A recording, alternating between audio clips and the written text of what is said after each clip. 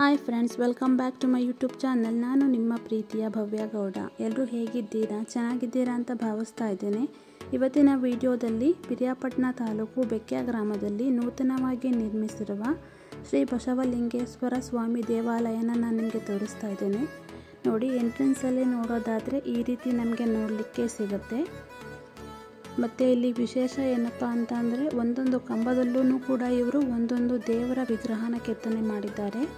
ನಾನು ನಿಮಗೆ ಇಲ್ಲಿ ಒಂದೊಂದೇ ವಿಗ್ರಹನ ತೋರಿಸ್ಕೊಂಡು ಬರ್ತೇನೆ ಫ್ರೆಂಡ್ಸ್. ನಿಮಗೆ ಆ ದೇವರ ವಿಗ್ರಹದ ಹೆಸರುಗಳು ಗೊತ್ತಿದ್ದರೆ ನನಗೆ ಕಮೆಂಟ್ ಮೂಲಕ ತಿಳಿಸಿ. ನನಗೂ ಕೂಡ ಕೆಲವೊಂದು ದೇವರುಗಳ ಹೆಸರು ಗೊತ್ತಿದೆ, ಬಟ್ ಪೂರ್ತಿಯಾಗಿ ಗೊತ್ತಿಲ್ಲ. ಅದಕ್ಕೋಸ್ಕರ ನಿಮಗೆ ಏನಾದರೂ ಎಲ್ಲ ದೇವರ ವಿಗ್ರಹಗಳ ಹೆಸರುಗಳು ಗೊತ್ತಿದ್ದರೆ ದಯವಿಟ್ಟು ಕಮೆಂಟ್ ಮೂಲಕ ತಿಳಿಸಿ. ನೋಡಿ, ನಾನು ನಿಮಗೆ ಪೂರ್ತಿಯಾಗಿ ಯಾವ ರೀತಿ ಹೊರಗಡೆಯಿಂದ ಕಾಣಿಸ್ತಿದೆ ನೋಡಲಿಕ್ಕೆ ಅನ್ನೋದನ್ನು ತೋರಿಸ್ತಾ ಇದ್ದೀನಿ. ನೋಡ್ತಾ ಇರ್ಬೋದು ನೀವೇ, ಒಂದೊಂದು ಕಂಬದಲ್ಲೂ ಕೂಡ ಒಂದೊಂದು ವಿಗ್ರಹಗಳ ಕೆತ್ತನೆ ಯಾವ ರೀತಿ ಎಷ್ಟು ಚೆಂದಾಗಿ ಮಾಡಿದ್ದಾರೆ ಅಂತ. ಇದು ಹೊಸದಾಗಿ ನಿರ್ಮಿಸಿರುವ ದೇವಸ್ಥಾನ ಆಗಿರುತ್ತೆ ಫ್ರೆಂಡ್ಸ್. ನೋಡಿ, ವಿಗ್ರಹಗಳನ್ನು ನಿಮಗೆ ತೋರಿಸ್ತಾ ಇದ್ದೀನಿ. ಹೆಸರುಗಳನ್ನು ಕಮೆಂಟ್ ಮೂಲಕ ತಿಳಿಸಿ.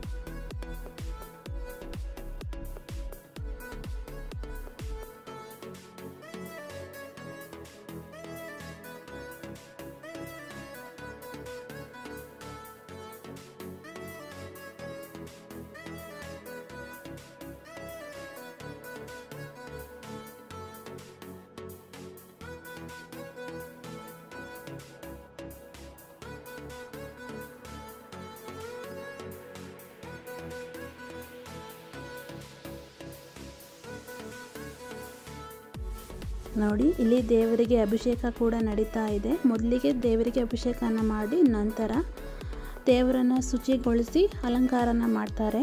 ಮೊದಲಿಗೆ ಇಲ್ಲಿ ಅಭಿಷೇಕ ನಡೀತಾ ಇದೆ. ನೋಡಿ, ತುಂಬ ರೀತಿಯಲ್ಲಿ ಅಭಿಷೇಕನ ಮಾಡ್ತಾರೆ. ಹಾಲಾಗಿರ್ಬೋದು, ಮೊಸರಾಗಿರ್ಬೋದು, ಬಾಳೆಹಣ್ಣಾಗಿರ್ಬೋದು, ಜೇನುತುಪ್ಪ ಆಗಿರಬಹುದು, ಎಳನೀರಿನ ಅಭಿಷೇಕ ಆಗಿರಬಹುದು. ಈ ರೀತಿ ಹಲವು ಬಗೆಯಲ್ಲಿ ಅಭಿಷೇಕನ ಮಾಡಿಸ್ತಾರೆ ಇಲ್ಲಿ ಭಕ್ತಾದಿಗಳು.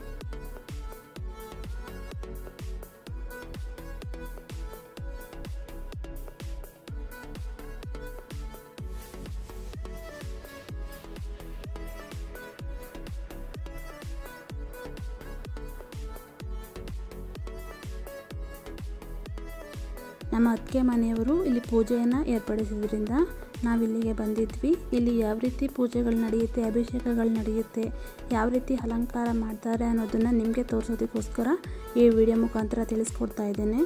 ಇವಾಗ ಏನು ಅಭಿಷೇಕವನ್ನು ಮಾಡಿ ಮುಗಿಸಿದ್ದಾರೆ ಎಲ್ಲವನ್ನು ಕೂಡ ನಮಗೆ ನೀಡಿದ್ದಾರೆ ಅವರು ಪಂಚಾಮೃತ ಮಾಡಲಿಕ್ಕೆ.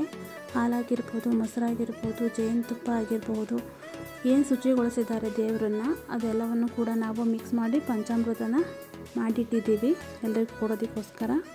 ನೋಡಿ, ನಂತರ ಇವರು ದೇವರಿಗೆ ಅಲಂಕಾರ ಎಲ್ಲನೂ ಮಾಡಿ ಪೂಜೆಯನ್ನು ಮಾಡ್ತಾ ಇದ್ದಾರೆ.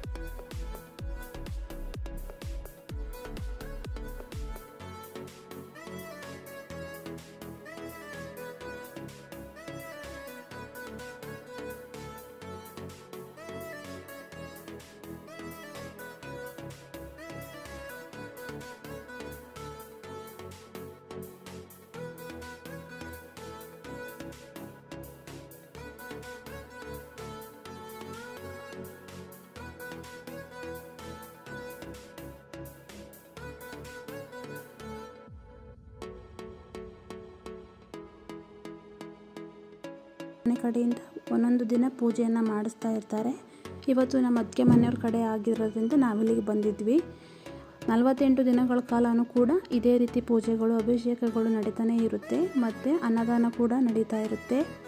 ಯಾವುದೇ ರೀತಿಯಾಗಿ ನಾನ್ ವೆಜ್ನು ತಿನ್ನೋ ಹಾಗಿಲ್ಲ ಫ್ರೆಂಡ್ಸ್. 48 ದಿನಗಳ ತನಕ ಪೂರ್ತಿಯಾಗಿ ಮಡಿಯಾಗಿ ಈ ಏನು ರೂಲ್ಸ್ ಇದೆ ಅದನ್ನು ಫಾಲೋ ಮಾಡಲೇಬೇಕಾಗುತ್ತೆ. 48 ದಿನಗಳ ತನಕ ಇಡೀ ಊರೇ ಈ ರೀತಿ ದೇವರ ಪೂಜೆಯನ್ನು ಮಾಡಿಸ್ತಿರುತ್ತೆ 48 ದಿನಗಳ ತನಕ.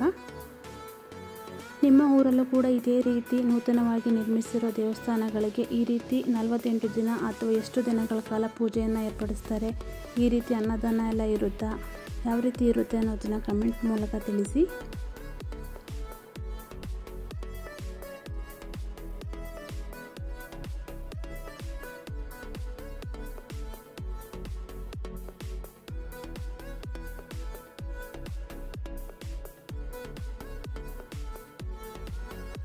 ನೋಡಿ, ಲೈಟಿಂಗ್ಸ್ ಎಲ್ಲ ತುಂಬ ಚೆನ್ನಾಗಿತ್ತು. ಎಷ್ಟು ನೀಟಾಗಿ, ಎಷ್ಟು ಪ್ರಕಾಶಮಾನವಾಗಿ ಕಾಣಿಸ್ತಾ ಇದೆ ದೇವಸ್ಥಾನ ಅಂತ ನೋಡ್ತಾ ಇರ್ಬೋದು ನೀವೇ. ನೈಟು ಲೈಟಿಂಗ್ಸ್ ಎಲ್ಲ ಕೂಡ ಇತ್ತು. ಅನ್ನದಾನ ಕೂಡ ಏರ್ಪಡಿಸಿದ್ರು. ಮೊದಲೇ ತಿಳಿಸಿದ್ನಲ್ಲ ಅನ್ನದಾನ ಕೂಡ ಇರುತ್ತೆ ಅಂತ. ಈ ರೀತಿ ನಿಮಗೆ ವಿಡಿಯೋ ಇಷ್ಟ ಆಗಿದ್ದರೆ ಲೈಕ್ ಮಾಡಿ, ಶೇರ್ ಮಾಡಿ, ಕಮೆಂಟ್ ಮಾಡಿ.